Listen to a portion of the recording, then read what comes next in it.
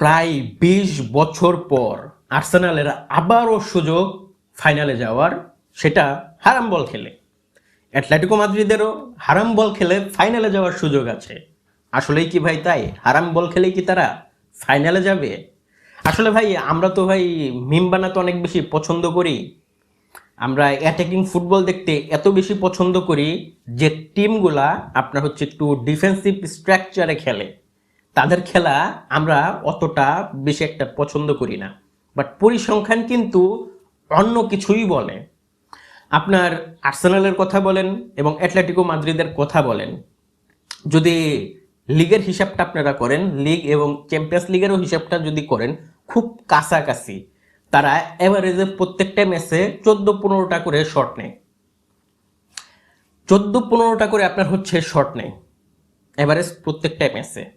এবং প্রত্যেকটা ম্যাচে ওয়ান টার্গেট শট নেয় আপনার হচ্ছে 5টা করে, 5.1টা করে, এরকম করে একটা শট নেয়।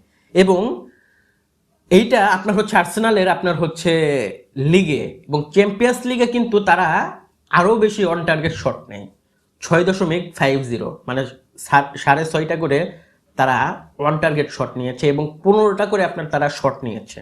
যে এই ফুটবলটাকে আপনারা কি একবারে ডিফেন্সিভ ফুটবল বলবেন? হ্যাঁ, তাদের ডিফেন্সিভ স্ট্রাকচারটা ঠিক রেখে তারা অ্যাটাকিং করে। আপনি এইটা বলতে পারবেন, বা আপনি বলতে পারবেন না যে হারাম বল। অ্যাটলেটিকো মাদ্রিদের বেলায়ও সেম, তারাও ডিফেন্সিভ স্ট্রাকচারটা ঠিক রেখে কাউন্টার অ্যাটাক ফুটবলটা খেলার ট্রাই করে। বাট তারা যদি ডিফেন্সিভ স্ট্রাকচার ঠিক রাখলেও আপনার আর্সেনালের মতো ঠিক রাখতে পারে নাই। সেটা কীরকম জানেন? আপনার অ্যাটলেটিকো মাদ্রিদ 15টা ম্যাচ খেলে চ্যাম্পিয়ন্স লিগে আপনার একটা মাত্র ক্লিন শিট রাখতে পেরেছে।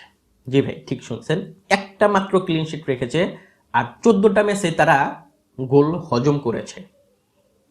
এবং এই দিকে যদি আমরা আর্সেনালের হিসাবটা নিয়ে, আর্সেনাল 13টা ম্যাচ খেলেছে, 13টা ম্যাচের ভিতরে আপনার 8টা ম্যাচে ক্লিন শিট, 8টা ম্যাচে ক্লিন শিট, এবং এভারেজে প্রত্যেকটা ম্যাচে 6.5টা করে ওয়ান টার্গেট শট রাখছে। ওয়ান টার্গেট শটের কথা বলতেছি না আমি, টোটাল শটের কথা বলতেছি না। এভারেজ টোটাল শট করতে প্রত্যেকটা ম্যাচে 15টার কাছাকাছি, সম্ভবত একটু কম একটু বেশি হতে পারে। তো এই যে ফুটবলটাকে আপনি কি একদম ডিফেন্সিভ আপনার হচ্ছে আপনার কি বলে হারাম ফুটবল বলবেন? ভাই ওই যে বললাম না ভাই, আমরা মুখ থেকে বলতে পারলে আমাদেরকে ভালো, বলতে পারলে আমাদের ভালো লাগে, বলতে পারলে ভালো লাগে। কিন্তু বার্সেলোনা আপনারা আর হচ্ছে রিয়াল মাদ্রিদের সাথে যদি আপনি শর্ট অন টার্গেটটা মিলান, দেখবেন যে অনেকটা সিমিলার, অনেকটা সিমিলার। কিন্তু আজকে তারা ফাইনালে, আপনার সেমিফাইনাল খেলতেছে, আমরা নাই, আমরা বার্সেলোনাও নেই, আমরা হচ্ছে রিয়াল মাদ্রিদও নেই। কিন্তু অ্যাটলেটিকো মাদ্রিদ ফাইনালে খেলতেছে, আর্সেনালও এই সেমিফাইনালে খেলতেছে, সরি, অ্যাটলেটিকো মাদ্রিদও সেমিফাইনালে খেলতেছে। তো যে যাই বলুক, ওইটা বলার জন্য বলা। আসলে তাদের ডিফেন্সিভ স্ট্রাকচারটা ঠিক রেখে তারা যথেষ্ট ভালো ফুটবলই খেলতেছে। হ্যাঁ, আর্সেনাল আপনার হচ্ছে মাঝে বটল করার কারণে এখন তারা প্রিমিয়ার লিগে এখন রিক্সে আছে, তা না হলে তারা খুব ইজিলি জিতে যাইতে পারতো।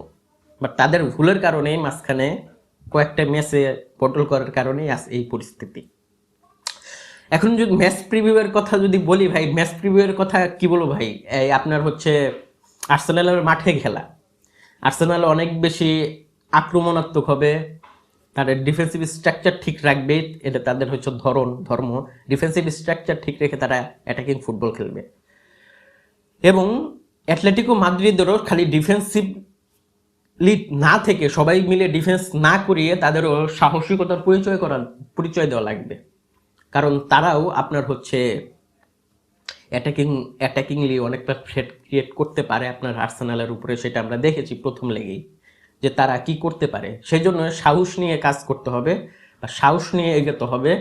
তো এই ম্যাচটা আপনার হচ্ছে, যদিও আর্সেনালের দিকে অনেকটা যায়, বাট আমার কাছে এখনও সমান সমান মনে হচ্ছে। তো আপনাদের কি মতামত অবশ্যই নিচের কমেন্ট বক্সে জানাতে পারেন। আজকে পর্যন্তই।